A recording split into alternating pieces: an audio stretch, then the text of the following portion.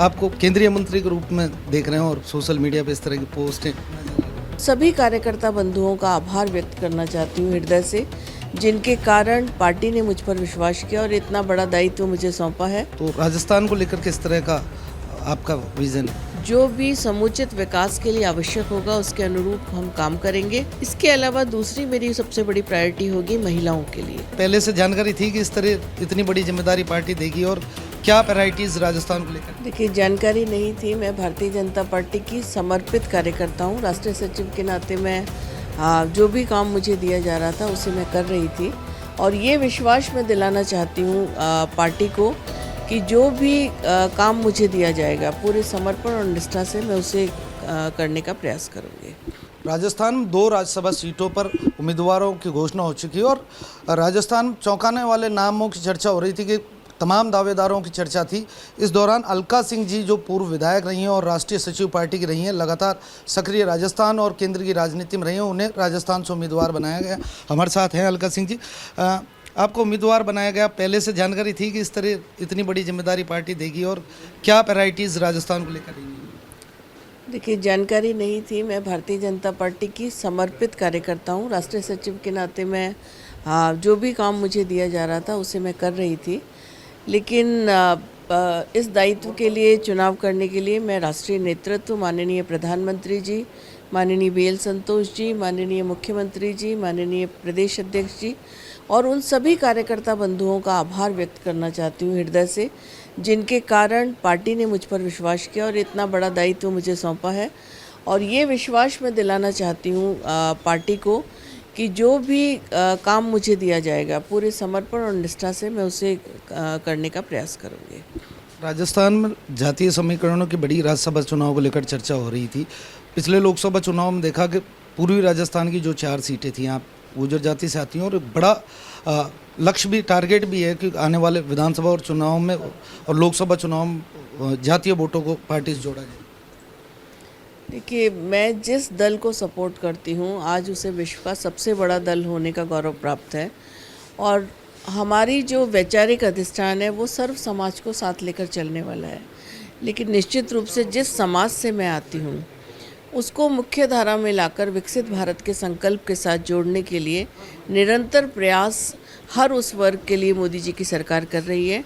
तो हम भी समाज के सभी वर्गों को साथ लेकर इस विकास की मुख्य धारा से जोड़कर विकसित भारत बने और उसमें हम सब एक सेगमेंट के रूप में शामिल हों, हम सब का कुछ न कुछ योगदान हो, ये प्रयास हम निरंतर कर रहे हैं और इसी को सक्रिय रूप से करते रहेंगे।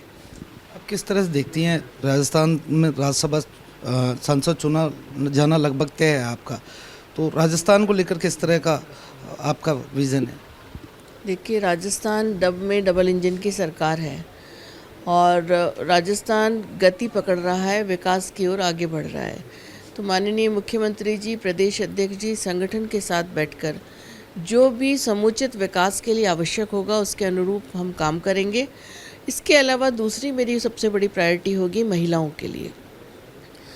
नारी शक्ति वंदन अधिनियम ने भावना और भाव इस सरकार के भी और हमारे संगठन के भी व्यक्त कर दिए हैं। उस आदि आबादी को जिसको अभी तक नेगलेक्ट किया गया था, उसके विकास के लिए आत्मनिर्भर भारत का बहुत बड़ा पार्ट सेगमेंट आज हमारी लखपति बहनें और ड्रोन दीदी का हम कहते हैं। तो महिलाओं को आत्मनिर्भर बनाने के लिए और महिलाओं को समाज की मुख्य धारा में लाकर एक सुंदर समाज की रचना के लिए जो भी योगदान मैं कर पाऊंगी उसके लिए मैं ज़रूर काम करूंगी। सोशल मीडिया पर बड़ा चल रहा है कि अभी केंद्रीय कैबिनेट का विस्तार होना है और इन राज्यसभा चुनावों के बाद कुछ लोग आपको केंद्रीय मंत्री के रूप में देख रहे हैं और सोशल मीडिया पर इस तरह की पोस्टें बहुतायत नजर आ रही है। देखिए, कार्यकर्ता उत्साहित है। 2 कार्यकर्ताओं को नव दायित्व के लिए पार्टी ने चुना है, तो कार्यकर्ताओं का उत्साह है, उनकी भावनाएं हैं। हम भारतीय जनता पार्टी के समर्पित कार्यकर्ता हैं। समय समय पर जो भी दायित्व, जो भी पद दायित्व या बिना पद के भी हम निरंतर उस विचार को आगे ले जाने के लिए काम करते रहते हैं जो हमारे युग पुरुषों ने हमें दिए। मोदी सरकार की नीतियों के लिए काम करते रहते हैं और इसीलिए हमें पार्टी विद अ डिफरेंस कहते हैं। आप प्रदेश संगठन में रही, उसके बाद केंद्रीय संगठन में रही, दिल्ली की बड़ी जिम्मेदारी आपको मिली। आपके संगठन कौशल का लाभ कुछ मिला आपको इसमें? और किस तरह से देखते हैं, क्योंकि नारियों को लेकर बात हो रही थी, नारी शक्ति वंदन यहाँ रहा, 50% आबादी को यहाँ जो अधिकार देने की बात हो रही थी लगातार, किस तरह से देखते हैं नारियों के लिए, नारी शक्ति के लिए किस तरह का काम काज सरकार? देखिए, अगर मैं कहूँ कि 2014 से पहले उस आधी आबादी के बारे में बिल्कुल नहीं सोचा गया था। जब लाल किले की प्राचीर से इज्जत घर की बात हुई थी, जब लाल किले की प्राचीर से जनधन खाते खोलने की बात हुई थी, उस समय बहुत मजाक बना था। लेकिन आपने देखा कि उन छोटी छोटी बातों से, उन छोटे छोटे कामों से महिलाओं के सम्मान में वृद्धि हुई है। महिलाएं आत्मनिर्भर बनी हैं, महिलाएं स्वाभिमान से जीवन जी सकें, ये एक विश्वास उनमें पैदा हुआ है। और ये विश्वास पैदा करने का काम किया है हमारे माननीय प्रधानमंत्री जी ने।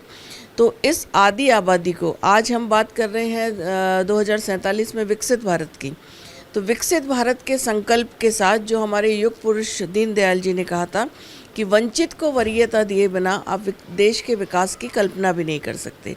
आज हम वंचित को वरीयता देकर उसको मुख्य धारा में जोड़कर समाज का हर वर्ग उस विकसित भारत का पार्ट बने, ये काम मोदी जी की सरकार कर रही है। और मैं गौरवान्वित महसूस करती हूँ कि मुझे भी उसमें कुछ अंश, कुछ काम करने का मौका मिलेगा। इसके लिए मैं आभारी हूँ और हर तरह से पूरे समर्पण के साथ इस काम को मैं करूँगी। बहुत बहुत धन्यवाद मैम। तो ये थे हमारे साथ डॉक्टर अलका सिंह जी, जिन्होंने तमाम बातचीत हमारे साथ की। लोकेश नागर, रिपोर्ट भारत, जयपुर।